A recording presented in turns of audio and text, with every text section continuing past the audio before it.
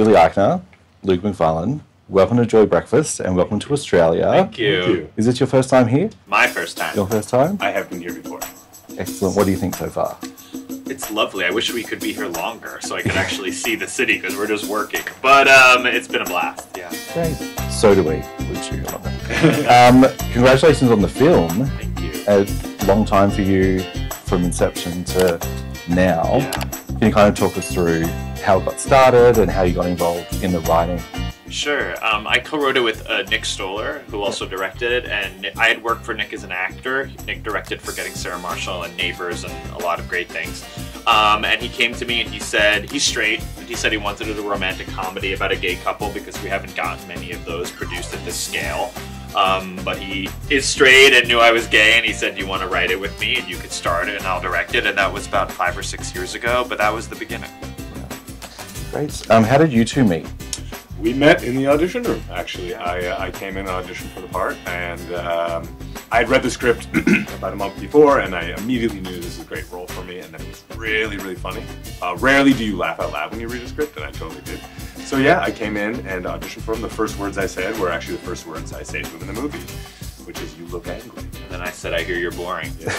And the rest is history. Great way to get it started. Yeah. Your chemistry in the movie was amazing. There's a moment on the beach where Bobby's going on a bit of a rant, and you just offer him a beer and a kiss, and it's just the perfect kind of moment in that movie. For me, it was like when it hit really hard that chemistry's great, writing's amazing. So great job. That scene really embodies how we're different, you know.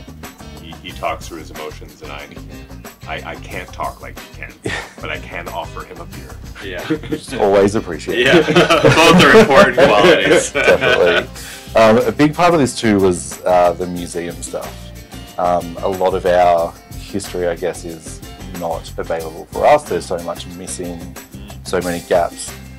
How involved were you both with putting this together?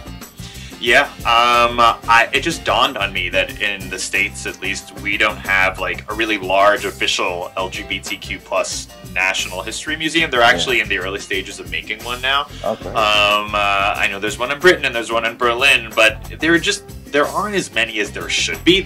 I grew up in New York City, and there's like a museum about transportation, but there's no museum about LGBTQ folks, and that just fascinated me and frustrated me as an LGBTQ person who was never taught their own history, which I think explains a lot about, not everything, but explains a lot of our problems, at least in American culture. I think there's just an ignorance about what our contributions to the world have been. So I thought that would be an interesting place for my character to work at a museum like that. You know, it's a comedy, so there's only so much history we can put into it, but we tried our best.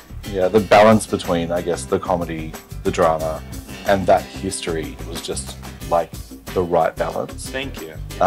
We had an amazing set designer, by the way, and the actual museum, they had created little plaques about all the people. So often between takes, we would walk around and you would read them as if it was a real museum. Yeah. So it was this very moving experience. Yeah, people were reading these things for the first time. The gay people on set, straight people. We also had a historian who worked on the movie, who has a PhD in LGBTQ history, Dr. Eric Cervini, yes. So I didn't just do it all myself. Take the credit. Provincetown was a big set piece in this, I guess. I guess for us here, we don't really know much about that history.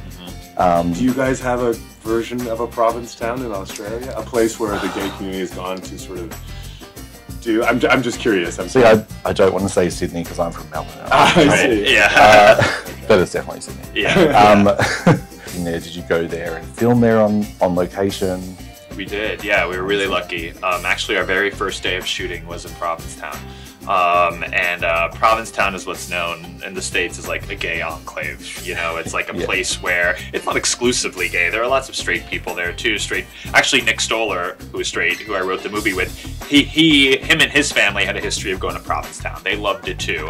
So it's just a very special, unique place where LGBTQ folks can really kind of let it all hang out and be themselves. Feel safe. And feel safe and have fun. And there's also has a very rich cultural history. Tennessee Williams wrote in Provincetown John Waters lives there. Michael Cunningham, has a Ryan long Murphy. history. Ryan Murphy now, yes. Well. Yeah. He has there's a long history of LGBTQ cultural icons who have lived and worked there. Yeah.